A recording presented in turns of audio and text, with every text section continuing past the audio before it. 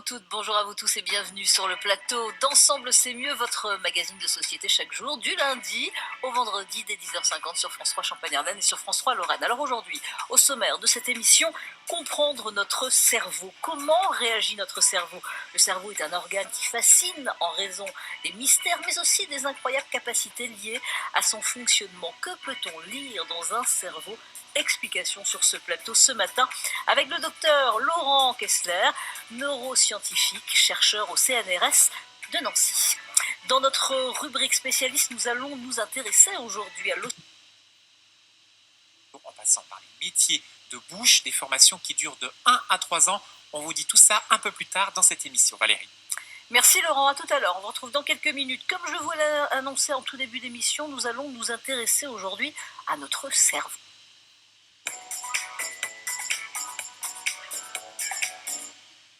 Et oui, notre cerveau, comment fonctionne-t-il? De quoi est-il composé? Comment réagit-il? Que peut-on lire dans un cerveau? Élément de réponse ce matin sur ce plateau avec vous, docteur Laurent Kessler, bonjour. Bonjour. Vous êtes neuroscientifique, chercheur au CNRS à Nancy. Alors on se pose beaucoup de questions par rapport justement à notre cerveau. C'est un organe complexe. À quoi sert réellement le cerveau? Alors le cerveau, c'est le chef d'orchestre du corps. Son premier rôle, c'est d'analyser l'environnement extérieur, mais aussi l'environnement interne. Les organes envoient des informations au cerveau, et puis ensuite ce cerveau va prendre des décisions en fonction de ce qu'il reçoit, des décisions qui sont souvent très rapides, qui peuvent être conscientes ou non conscientes, et puis ensuite actionner les organes pour nous faire évoluer dans cet environnement. Alors on entend souvent parler, il se compose justement notre cerveau de deux hémisphères, l'hémisphère gauche et l'hémisphère droit. Parlez-nous de ces hémisphères, justement. Alors ces hémisphères sont connectés entre eux par un gros faisceau de câbles qu'on appelle le corps calleux. Ces deux hémisphères fonctionnent bien entendu ensemble. Il y a des mythes qui circulent notamment sur dire que des personnes pourraient utiliser plutôt un hémisphère ou l'autre hémisphère, et ça c'est faux. En réalité, on sait bien que notre cerveau, dans son environnement, va utiliser les deux hémisphères simultanément. Et donc au travers de chacun de ces hémisphères, eh bien, on va retrouver des fonctionnalités un petit peu différentes. Et puis on parle de matière grise, de matière blanche aussi. Oui, alors la matière grise, on entend souvent parler, il faut faire travailler sa matière grise, c'est le cortex. C'est une fine couche qui est à la surface du cerveau. Cortex vient du mot écorce, donc c'est la partie la plus périphérique, et c'est là où se trouvent nos neurones. Donc c'est 100 milliards de neurones en moyenne dans un cerveau humain. Et les neurones qui servent évidemment à transmettre des informations. Oui, et donc ce sont le câble, les faisceaux de substance blanche, la matière blanche, en fait, ce sont les câbles qui vont permettre aux neurones de communiquer entre eux. Alors dans ces zones, les neurones sont spécialisés dans une fonction précise, comme transmettre par exemple un message visuel, sonore, sensitif. Oui, alors on sait à l'heure actuelle, avec les technologies qui se développent, que certaines populations de neurones vont avoir une fonctionnalité particulière. Alors il y a très longtemps en arrière, on pensait qu'à une zone du cerveau était associée une fonction. Maintenant, cette conception-là est un petit peu dépassée, puisque maintenant on sait que c'est plusieurs populations de neurones dispatchées un petit peu plus dans le cerveau qui vont participer à l'élaboration d'une fonction, comme le langage, comme l'audition, comme la vision, la reconnaissance et toute autre fonctionnalité du cerveau. Le même nombre de neurones pour tout le monde? Oui, à la naissance, globalement, le nombre de neurones est identique. Et après, ça peut... Et ensuite, c'est surtout plutôt la connectivité, c'est-à-dire la façon dont les neurones vont se connecter entre eux, je dirais le câblage du cerveau qui va varier en fonction des individus, et même chez les vrais jumeaux. On sait qu'alors qu'ils ont le même patrimoine génétique, et bien en fonction des stimulations qu'ils auront eues dans leur environnement, la stimulation de l'environnement va développer le cerveau d'une manière particulière. D'accord. Alors à l'occasion de la semaine, c'est la semaine évidemment du cerveau qui se déroule jusqu'au 22 mars. Alors là, à Nancy, justement, une équipe est allée rencontrer des scientifiques qui étudient les mécanismes de reconnaissance des visages par notre cerveau, des chercheurs qui ont réussi à isoler les zones de notre cerveau et qui agissent dans cette identification. Ils ont mis au point une expérience étonnante pour lire dans nos pensées. Et oui, reportage Thierry Gelé, Olivier Bouillon, montage Aldo Parvillez. Voici l'expérience. Samuel, un doctorant, est le sujet. Le cobaye qui a accepté que l'on explore, que l'on lise dans ses pensées. 130 électrodes posées sur son crâne vont analyser l'activité électrique de son cerveau pour un test sensoriel et visuel. Alors Samuel, tu vas voir défiler des images à l'écran, des visages. Au milieu, il y aura une croix bleue. De temps en temps, elle change de couleur. À chaque fois qu'elle change de couleur, il faudra appuyer sur la barre espace. Notre sujet se concentre sur la croix. Mais dans le même temps, il va voir défiler 6 visages par seconde. Des visages inconnus et parmi eux, un plus connu.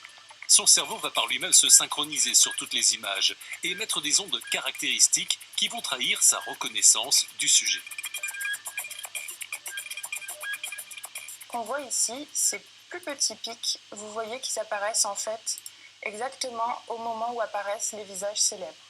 Et donc ça reflète bien le fait que Samuel ait fait la différence entre les visages célèbres qui étaient présentés une fois sur 7 et les visages inconnus qui étaient présentés tout le reste du temps. Là, il est parvenu à reconnaître Danny Boone parmi d'autres visages qui étaient totalement inconnus pour lui. Ces scientifiques sont donc capables de décoder notre cerveau, de comprendre quelles ondes s'activent à la reconnaissance d'un visage, un domaine de recherche complexe sur lequel travaille depuis près de 20 ans le professeur Bruno Rossion, un des meilleurs spécialistes en Europe. Au niveau des mécanismes, on sait qu'il y a des mécanismes complexes de perception et mémoire. On connaît les structures cérébrales qui sont impliquées. On sait que c'est davantage votre hémisphère droit. Il y a une étude récente qui estimait que les gens pouvaient connaître jusqu'à à peu près 5000 visages. Et encore, c'est une sous-estimation parce qu'ils ont testé des étudiants. À part ça, je pense effectivement que ça n'existe que dans l'espèce humaine.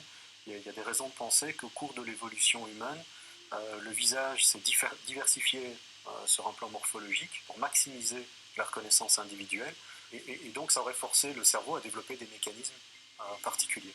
La compréhension des mécanismes du cerveau pour reconnaître des visages ouvre des perspectives cliniques et technologiques pour l'avenir, pour mieux traiter des pathologies comme Alzheimer, mais aussi pour améliorer les machines qui ont aussi à faire ce travail d'identification. Et oui, lire dans les pensées, ça fait peur quand même. Alors effectivement, comme ça, à première vue, on pourrait penser que c'est un petit peu de la science-fiction. Ouais. Ce qu'il faut savoir, c'est que dans la recherche, toutes nos recherches sont soumises à des comités d'éthique. Et là, l'objectif, c'est de comprendre le fonctionnement du cerveau pour aller vers du diagnostic. Bien sûr. Du diagnostic médical, parce qu'on sait que dans certaines maladies, eh bien, cette reconnaissance ne pourra plus s'effectuer de façon correcte. Ça peut être le cas dans des crises d'épilepsie ou dans la maladie d'Alzheimer. Et là, donc là, l'objectif, c'est d'aller décoder le fonctionnement du cerveau pour ensuite avoir des outils qui permettent à mieux diagnostiquer les maladies du cerveau. L'objectif, c'est pas d'aller décoder les rêves ou d'aller décoder ce qu'une personne pense d'une autre personne. Bien sûr. Alors, il y a eu cette enquête, on a entendu parler dans ce reportage, qui permet peut-être de reconnaître, de dire que l'on peut reconnaître 5000 visages. Rassurez-nous, si tout d'un coup on se retrouve quelque part et qu'on ne reconnaît pas la personne, ça peut arriver. Oui, ça peut, même ça si peut on arriver. est jeune. Il y a même des mécanismes de fausse reconnaissance. C'est-à-dire Ouais. que ce qu'il faut voir, c'est que le cerveau va reconnaître un visage en 1/5 de seconde. Donc c'est un processus qui est extrêmement rapide, qui n'est pas toujours d'emblée efficace. Donc ça peut arriver de ne pas reconnaître. On peut se dire, oui, je connais, mais je ne sais plus qui c'est. Oui, voilà. et intuitivement... Ce n'est pas grave, docteur. Non, ce n'est pas grave. Alors, je ne suis pas médecin, je ne pourrais pas dire si c'est grave. Mais en tout cas, on sait que le cerveau, voilà, de temps en temps, va pouvoir, en fonction de votre niveau d'attention, mais aussi de votre fatigue, avoir des petits troubles comme cela. Ce n'est pas du tout pathologique. Bon, on aimerait bien connaître les différents... Alors, on sait que dans le cerveau, il y a plusieurs zones, différents lobes qui permettent de parler, de lire. Alors, peut-être, il y a le lobe frontal qui est, lui, c'est vraiment le siège de la parole.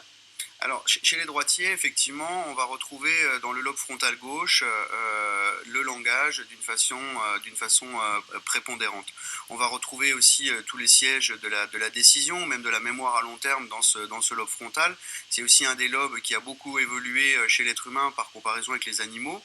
Le lobe temporal est aussi derrière notre oreille un lobe qui a particulièrement évolué. Et pour la mémoire, le lobe temporal, l'émotivité on va retrouver aussi, la vision sur les parties les plus basses au niveau occipital vers la mémoire plus en avant. On a l'audition aussi dans le lobe temporal. Ouais. Les émotions, les émotions étant très connectées avec les zones de la mémoire. C'est pour ça que dans certains troubles, eh bien, les émotions et la mémoire, engendrent des boucles qui font que dans les psychotraumatismes, on a des mécanismes comme ceux-là qui sont difficiles à casser. C'est-à-dire que des souvenirs traumatisants vont rester très fortement activés d'un point de vue émotionnel. Donc les lobes fonctionnent différemment par rapport à chaque personne ? Oui, alors globalement, je dirais que dans la population, on a une représentation des zones du fonctionnement du cerveau qui est assez bonne.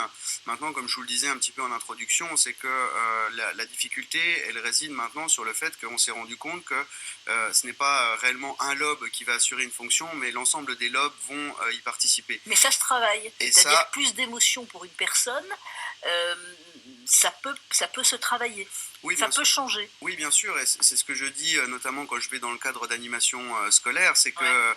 le fait d'induire des émotions auprès des élèves, eh bien, ça va favoriser leur apprentissage. Et on le sait très bien, les élèves qui aiment leur enseignant en mathématiques, en histoire-géographie ou Ouais. en langue, eh bien, vont être particulièrement attentifs et donc améliorer l'apprentissage. Le lobe occipital qui est le plus petit, hein, que l'on voit là, actuellement, c'est le plus petit, lui il est dédié à la vision. Oui, on retrouve les centres de la vision primaire, c'est-à-dire que c'est dans cette région-là du cerveau que vont se former les images.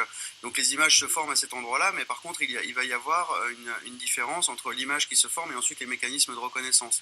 Donc je dirais que ce lobe-là, il est dédié à la vision au sens large, et puis ensuite, l'information va être dispatchée dans le cerveau, dans d'autres zones qui vont ensuite détailler et analyser cette image-là. Comment on arrive à explorer évidemment le cerveau? Il y a plein d'examens, hein, il y a l'IRM. Oui, notamment, alors l'IRM, c'est une technique qui permet de regarder l'anatomie du cerveau, voir Ouais. comment ce cerveau est construit et comment il est fait. Là, sur la partie, je dirais, plus fonction, l'IRM peut aussi être utilisé, c'est d'ailleurs ce qu'on appelle l'IRM fonctionnel. Mais nous, par exemple, à Nancy, une des techniques REN qui est développée, c'est l'électroencéphalographie, Ouais. où on enregistre l'activité électrique du cerveau parce qu'on sait que l'électricité est produite instantanément au moment de la fonction, et à ce moment-là, à la milliseconde près, donc 1 millième de seconde près, on sait exactement ce que le cerveau va produire comme information. Quels sont les enjeux justement de la recherche sur le cerveau? Alors je dirais que les enjeux sont multiples. Le premier enjeu, et c'est un petit peu le sens de vos premières questions, c'est comment est-ce que le cerveau est organisé et il fonctionne. On se rend compte que ce décryptage du fonctionnement du cerveau, on ne le connaît pas encore suffisamment précisément.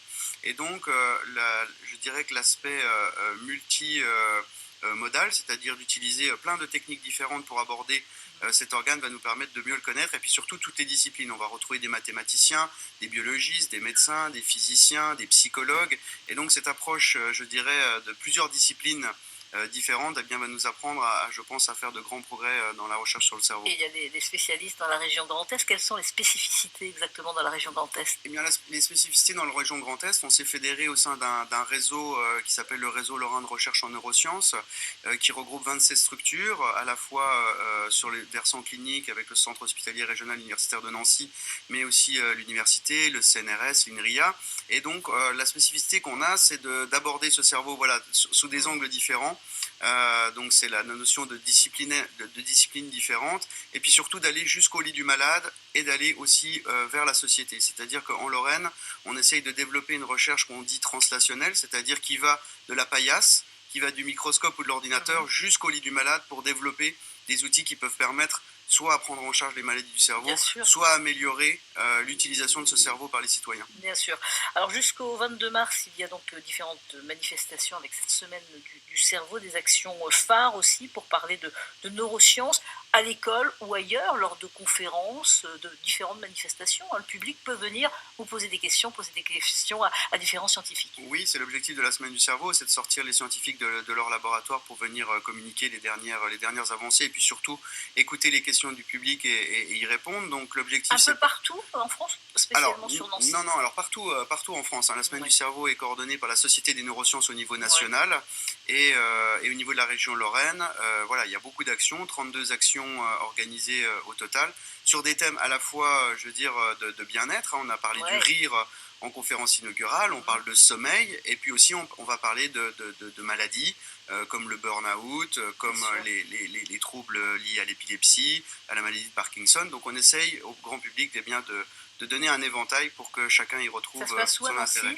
Alors à Nancy, il y a eu plusieurs partenaires, le Muséum Aquarium de Nancy, les grands salons de l'Hôtel de Ville, mais aussi on essaye d'irriguer l'ensemble du territoire. Nous sommes allés en Moselle, nous irons dans les Vosges, Donc, le public a des questions, les téléspectateurs ont des questions peut-être justement à se poser encore sur le cerveau. Vous tapez sur Internet, vous recherchez, vous mettez la semaine du cerveau, la ville où vous habitez et vous retrouverez évidemment toutes les indications pour les différentes conférences. Merci en tous les cas d'être venu sur ce plateau, Dr Laurent Kessler.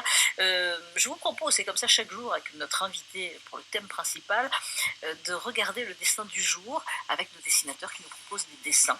Et là, c'est un dessin de Thierry Doudou qui nous a fait ouais, le dessin exactement, l'araignée au plafond. Ouais. Exactement. Merci Thierry pour ce dessin et merci Laurent Kessler. Merci à vous d'être venu sur ce plateau. merci à vous.